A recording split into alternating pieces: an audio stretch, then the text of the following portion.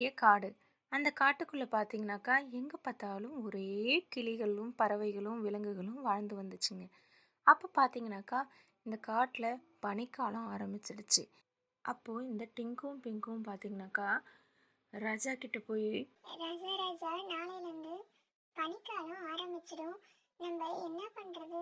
நாங்கெல்லாம் வெளியிலே வர முடியாதே. எப்படி நம்ம உணவு எடுக்க போகிறோம்? அப்படின்னு சொல்லிட்டு கேக்குதுங்க. அதுக்கு ராஜா சொல்றாரு, பனிக்காலம் ஆரம்பிக்கும் தான். அதுக்காக நம்ம ஒன்றும் பண்ண முடியாது. இதெல்லாம் இயற்கையோட முக்கிய ஒரு திருப்பம். இதெல்லாம் நம்ம எந்த காரணத்துக்காகவும் தடுத்து நிறுத்த முடியாது. பனி வரும் தான், மழை வரும் தான், வெயில் காலம் வரும் தான்.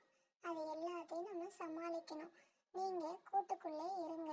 வெளியில் வரணும்னு ஆசைப்பட்டீங்கன்னா கொஞ்சம் வெயில் வந்ததுக்கப்புறம் வாங்க. அது வரைக்கும் யாரும் வெளியில் வராதீங்க அப்படின்னு சொல்லிட்டு ராஜா சொல்றாரு. உடனே சரிங்க ராஜா அப்படின்னு சொல்லிட்டு எல்லாமே கூட்டுக்குள்ள போயிடுதுங்க. நைட்டெல்லாம் ஒரே கடும் குளிர்.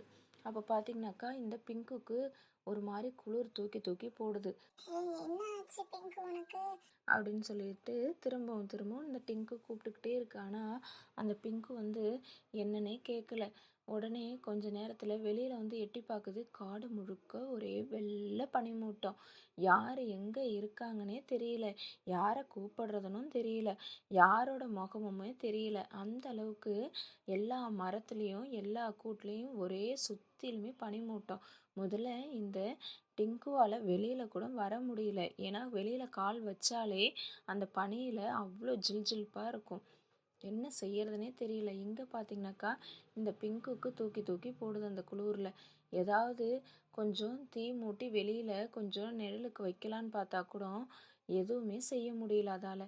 உடனே ஒரு மாதிரி உட்காந்து சோகமாகவே உட்காந்துருக்கு.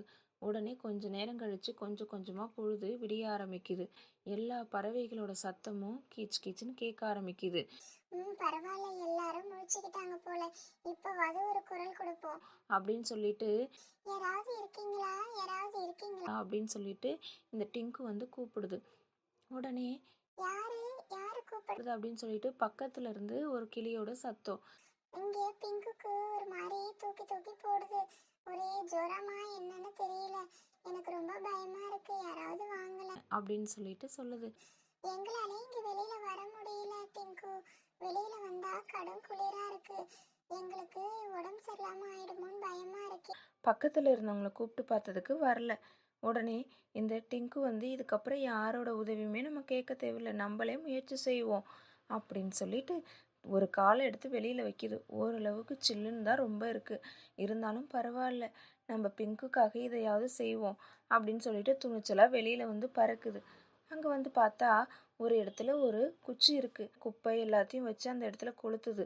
கொளுத்தி ஒரு தீ மூட்டத்தை ஏற்படுத்திடுது. தீ மூட்டத்தை ஏற்படுத்தினதுக்கப்புறம் அங்கேருந்து திரும்ப வந்து இந்த பிங்குவை தூக்கிக்கிட்டு போகுது. பிங்குவை தூக்கிட்டு போயிட்டு அந்த இடத்துல ஓரமாக அந்த மரத்துக்கிட்ட உட்கார வச்சிடுது. உடனே இந்த நெருப்போட அனல் வந்து கொஞ்சம் கொஞ்சமாக அந்த பிங்கு கிட்ட போகுது. அந்த அனல் காற்று படப்பட அந்த பிங்குவோட அந்த கடும் குளிர் வந்து கொஞ்சம் கொஞ்சம் கொஞ்சமாக குறைய ஆரம்பிக்குது. அப்போ தான் இந்த டிங்குக்கு உயிரே வருது. பரவாயில்ல, ஓரளவுக்கு பிங்குக்கு முதல்ல இருந்ததை விட இப்போ சரியாயிடுச்சு. எப்படியோ பிங்குவை காப்பாத்தியாச்சு. பிங்கு பிங்கு அப்படின்னு சொல்லிட்டு கூப்பிடுது. உடனே அப்போதான் பிங்குக்கு சுயநினைவே வருது. உடனே கண்ணை திறந்து பார்க்குது. பிங்கு, எனக்கு என்ன ஆச்சு அப்படின்னு சொல்லிட்டு கேக்குது. உனக்கு ஒன்றும் இல்லை பிங்கு. உனக்கு ரொம்ப குளிர் ஜுரம் வந்துடுச்சு. நான் இப்போதான் நம்ம கூட்டுல இருந்து உன்னை தூக்கிட்டு வந்து இங்க தீ மூட்டி உட்கார வச்சிருக்கேன். யாருமே வர முடியல. ஒரே பனியா இருக்கு பாத்தியா அப்படின்னு சொல்லுது. ஆமா இல்ல, சரி இங்கேயே கொஞ்ச நேரம் உட்கார்ந்துருக்கலாம் அப்படின்னு சொல்லிட்டு அந்த பிங்கு கேக்குது.